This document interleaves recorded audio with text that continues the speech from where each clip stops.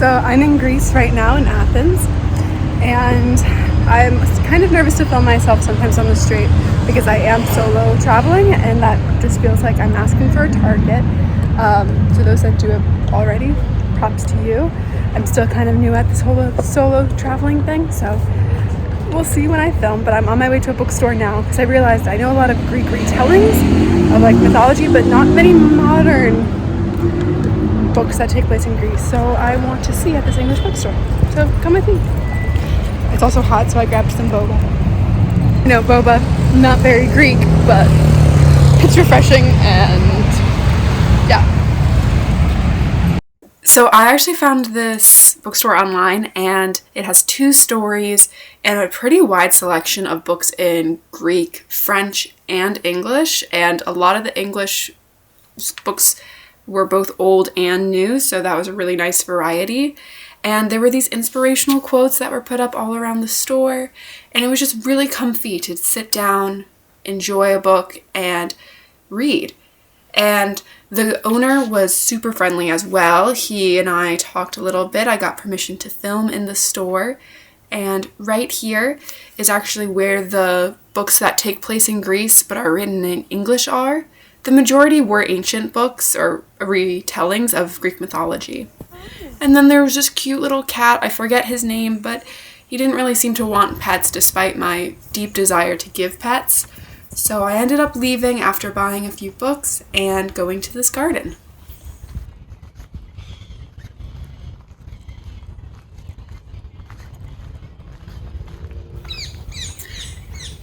This place was super magical. I felt extremely aesthetic because I ended up sitting on that bench and reading for a little while, listening to my audio book, soaking in the warmth and the sun. There was this super adorable turtle. You can tell that there's some sweat on my camera, but for some reason the turtle reminded me of a friend of mine, and I just had to record it. And yeah, I ended up spending more time in this garden than I expected. I had some time to kill, and I'm really glad that I just walked around and kind of got lost in the moment.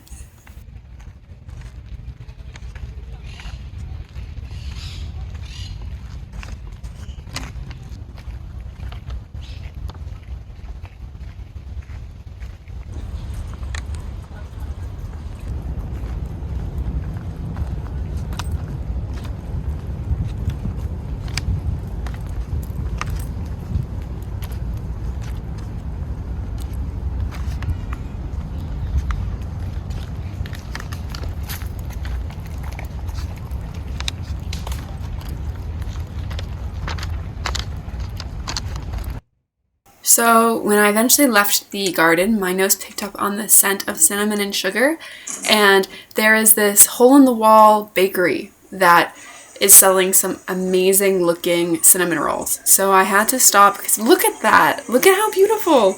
And I can tell you the smell matched, and I then realized, okay, cinnamon rolls are not very Greek. Let me go across the street and get some baklava now that I can eat pistachios. So I enjoyed both by a church, and then I spent the rest of the day just walking, exploring the city.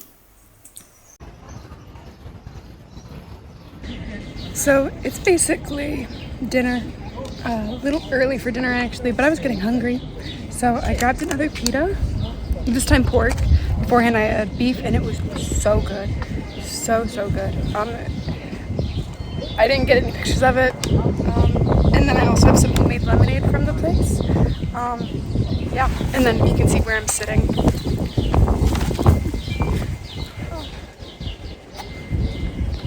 I'm just chilling in the shade because it's really freaking hot.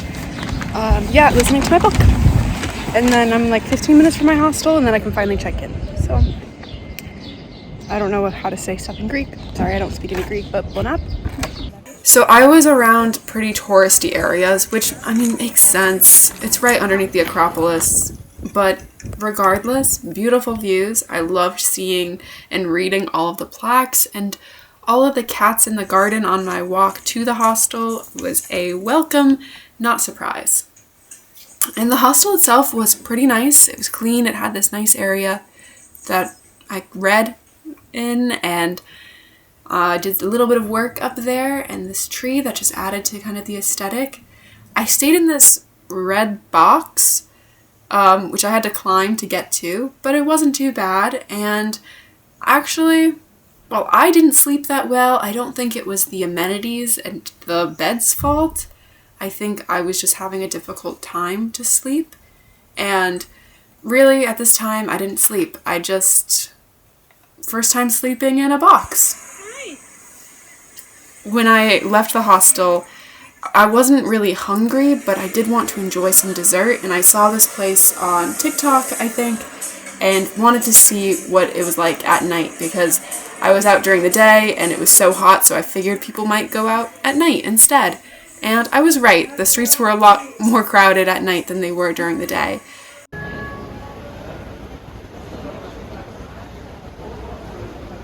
Wow. Being in Geneva without my cats has made me so devoid of cuddles.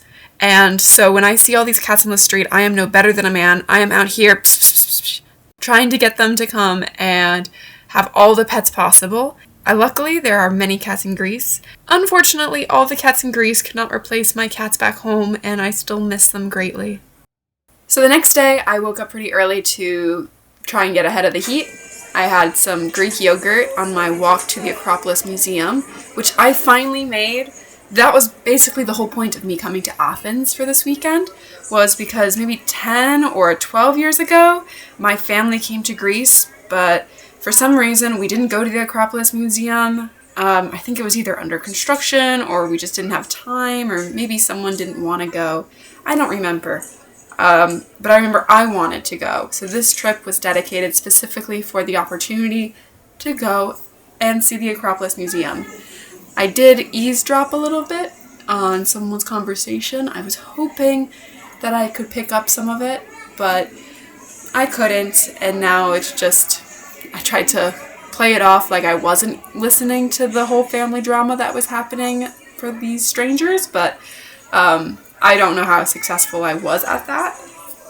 The top of the Acropolis Museum has this beautiful view, and I highly recommend. I also did get the audio guide for the museum, which was nice. I enjoyed as a solo traveler because I got to see some of the more famous pieces, but I also really enjoyed overhearing some of the guides that they had at the museum specifically. I also got to see the famous caryatids, which have left a space here in the middle for their missing sister, who is over at the British Museum. The Greek people have asked for her back, and the British Museum have claimed that they have the statue legally and have refused to return her. Under the museum is actually this preserved city landscape, which I thought was really cool as well. And the rest of the day, I just walked around. I went into this really gorgeous store. It was a tea store and spice store, which I did ask the owner if I could film, and she was really happy that I had asked before just filming. And I bought some tea and just had a really nice day. Witchy vibes in the best way possible. So I've spent the better part of the day now shopping, and I was getting grouchy and kind of annoyed, and then I realized I was dehydrated and needed something to pick me up, so I got some lemonade, although I guess it's more like blended mint lemonade. So good, so good. And now I'm going to read.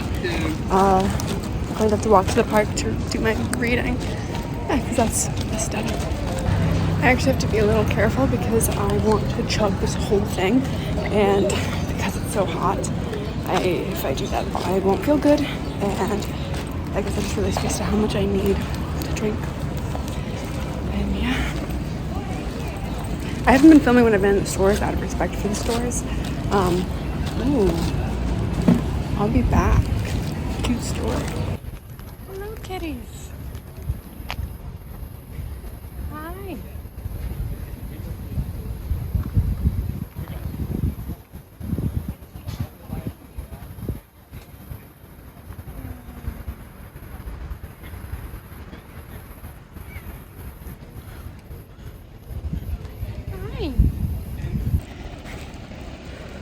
Okay, it's hot.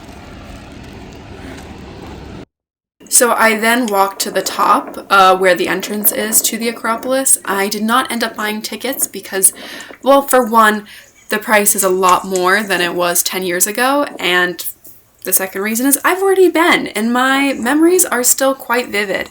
Partially because last time I was in Greece was when the last Hero of Olympus book, Blood of Olympus, came out, and I got it 3 days earlier than it was supposed to release in the US, and I felt like such a boss because I was reading the final battle scene at the exact location it occurred.